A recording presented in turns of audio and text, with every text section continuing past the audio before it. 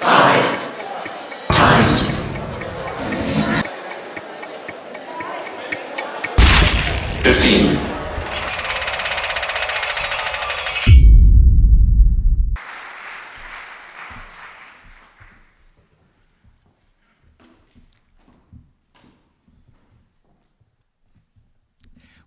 can I bring this up? Well, good evening. I'm afraid I'm a little bit superficial and flippant. I always, it's just something about being self-indulgent. I've always indulged myself because no one else has ever wanted to. But anyway, I'm here to talk about this book that I've just written. And it's the one thing that all my life I wanted to do was to write a book, and for some reason I never got round to it.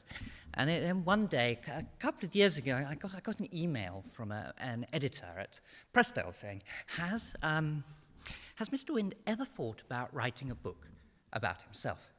And there had been maybe, 3 or 4 days in the last 10 years when I hadn't thought about that because I was too hungover. So I said, yes, please, what should we do in a few meetings? And I had a literary agent because I'd been wanting to write a book, and I thought that, one should get an agent first. I think probably one should write a book first, but it's less work. Anyway, the contract was there, and I said to my agent, shouldn't we agree on a sort of synopsis on what the book... We got the title, and they don't actually like the title either, so they think that's just a working title. Shouldn't we agree on a synopsis and what it's going to be about? And he said, the great thing about not having to write a book proposal is not having to write a book proposal. So there we are. And it made me think about what I was doing, and I realized something that I'd never thought, that I had actually become a collector. And I'd always thought that collectors were the sort of immortals. They weren't sort of people like you and me. They were sort of William Beckford, Randolph Hearst, the Rothschilds, the Gulbeckians. No, not mere mortals. But then I sort of wondered what he's collecting, and it really... all it is buying stuff that you don't need and you haven't got anywhere to put it. And everybody, there's a Wickman says of, I can't remember his name, but he says of some famous American, there's a famous American painter who likes to say, well, I've been painting since I was a child. And Wickman has said, well, who hasn't? It's just a... And it's the same with collecting. Everyone collects as a child, but most people sort of grow up and get interested in girls and other things. And I've just never stopped. And this is one of the first places I went to. Ooh, this isn't I got extra time.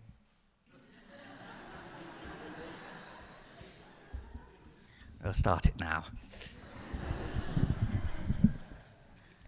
Can you hear? I'm not sure what this microphone is doing. Anyway, so as a child, was one of the... In the book, we go to... It's mainly about me, but I also, because the publisher thought that if I wrote a book about me, it wouldn't be so interesting. So we had to slip in a few other places. This is one of the earliest, most pleasurable memories, going to the Pit Rivers in Oxford. And it's just lovely. It's not like these museums today. It's just clutter and gorgeous, sort of beautiful things, and there's no real meaning to them.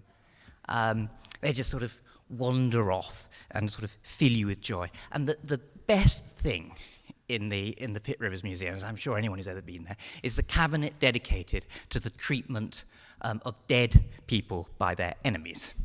Now, being allowed to photograph the Pit Rivers was almost impossible, because I started off by saying how I'd begun really by looking at their shrunken heads, and I never thought that one day I would get to a situation where I'd go to bed at night and there'd be 4 shrunken heads in a box by my bed.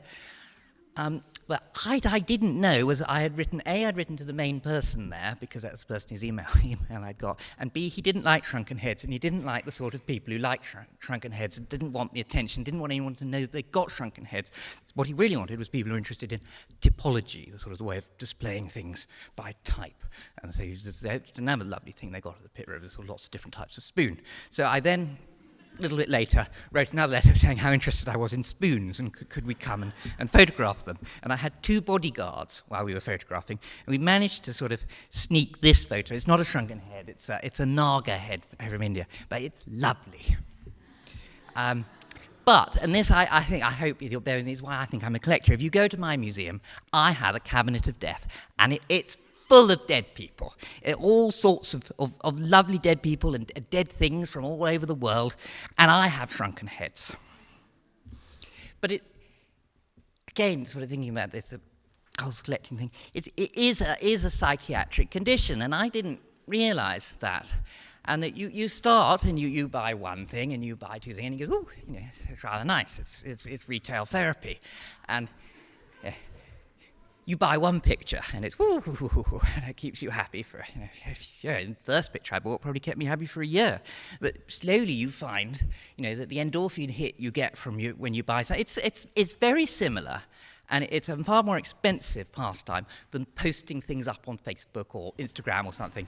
You post something up and someone likes it. And you post something else up and 2 people like it.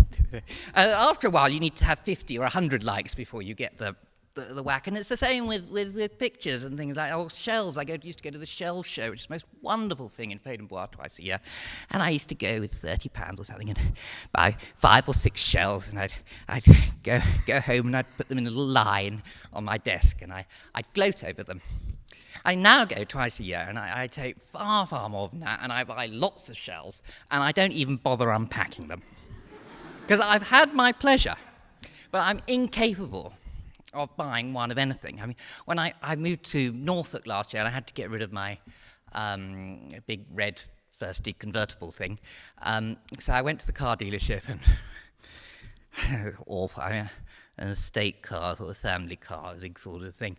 And the dealer could see me coming, so he managed to convince me that if I got this sort of classic convertible sports car at the same time, it wouldn't really cost me any more. Or I didn't really take much convincing, so we left with the 2 cars. And it's everything. I mean, even I just had babies, and I wasn't going to stick at one. We had twins. I tried to sort of break down. I'm a magpie. I don't hold with the sort of I don't understand the collectors. You go to their houses, and it's just toy trains. It's just paintings by Francis Bacon. It's just this. It's just that. I go all over the place. But one of my something I really love is carnivorous plants, ever since I was a little boy. And this is a picture of me in New Guinea last year. On top of the mountain, we had to charter a plane and march where no white man had ever been.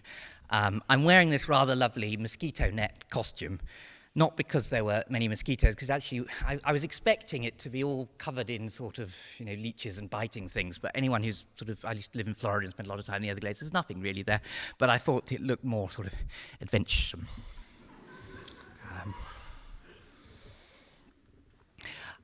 Plants, they are lovely things to collect, and I like animals, but the problem with animals is you have to look after them. So I have had lots of pets. This is a chameleon who lives in a hanging basket that hangs off the chandelier. One of the reasons I got the chameleon there is because I had lovely fly. I must recommend flies as pets, because I had the whole sort of colony. I can't remember.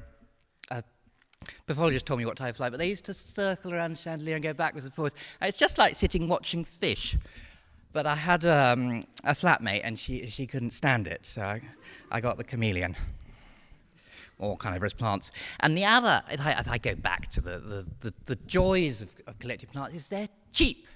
They really don't cost anything. I mean, all these ones in this picture, the most you might spend is sort of £20 for a picture plant, but most of the sort of small carnivorous plants are sort of £5, and they give a lot of satisfaction, because it is the gift that keeps on sort of giving, because you can't leave it in a box or it'll die, and you can't forget about it because it will die. And I mean, unfortunately, they do die, so I have to replace them from time to time. Orchids. I love orchids. Now, I don't think I collect books. I don't think you because I read my books. I've got sort of over 10,000 books, but there's something that I refer to sort of endlessly.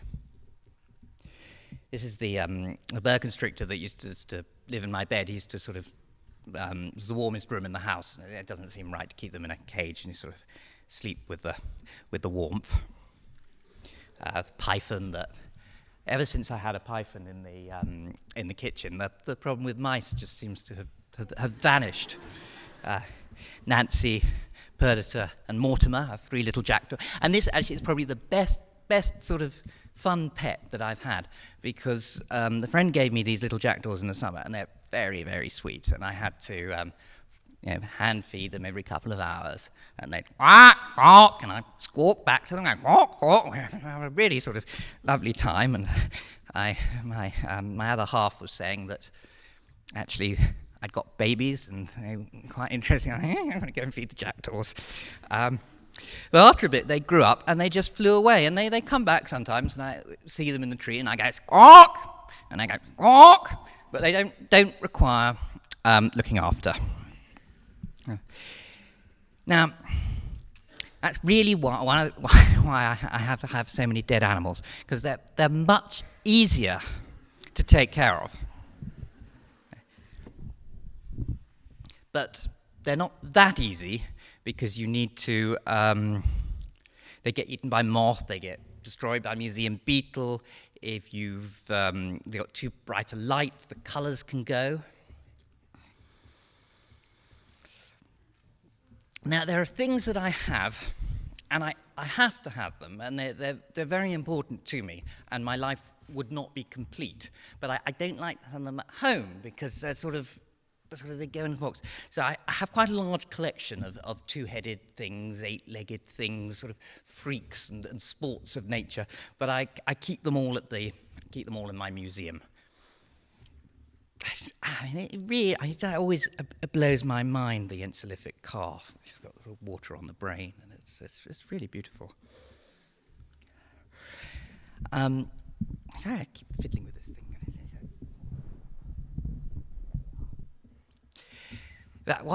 When I moved house, I discovered a lot of things. I mainly discovered I'd got too much stuff, and I've been on strike. I've decided I've got. Also reading the book and just realizing that I'm never going to be happy. It's an endless quest, and it's definitely a psychological illness. So I've gone on strike, and I'm not buying anything. I mean, this is what I say to myself, but 2 weeks ago, I couldn't resist it. I got a phone call, and I now got this sort of 10-foot tall polar bear that weighs 250 kilos that just got delivered. And despite being on strike, tomorrow I'm going to see some enormous museum cabinets from the V&A, but they're a good bargain, and I like them. But with pictures, it all started with... Oh, have I got 2 minutes? Oh, okay. Well, then you got 2 minutes. I was going to say it all started with Leonora Carrington, and I had a long obsession with her since I was 17. I just wanted to own one. And here you have, by my desk, a lot of them have just been returned where I lent them to the Irish Museum of Modern Art. I've never hung them up. They've come back. I haven't unwrapped them. They're designed. I'm very pleased with them. I bought a couple more last year. Now they're going to the Tate. And I did hang one up the other day, but it's just the pleasure of owning them. Whereas I've only got 2 minutes, I'm going to zoom through very quickly. Alistair Gray, and another wonderful artist. I'm actually having an exhibition of his in my museum coming up at the moment there in Kelvin Grove. But this is a drawing that I bought, and it's just in an envelope on the floor somewhere. I'm happy to own it. This is a big painting that's currently in Kelvin Grove. I've had it for a few years, but it was stacked with its face to the wall. I didn't see it. Various paintings by Stephen Tennant and Austin Osman Spare. Wonderful piece by Tessa Farmer. Picasso on the windowsill. I do really, I mean, people go on and on about needing to be tidy and clean, and it's wrong. It's morally indefensible, and it's the sort of, how do you call it, I mean, it's like living in it's a sort of totalitarian mindset where they think they are right and you are wrong, and you have to be clean and tidy, and you have to justify the fact that you're not clean and tidy, but there's absolutely no reason, no objective reason for one or the other. It's whatever you like. I mean, this is my desk. People come and they look at it and they will sort of tidy desk. You must have a very sort of untidy mind, and I probably do have an untidy mind, but at the same time, if I had a clean desk, what would that say? An empty desk, what would that say about my mind?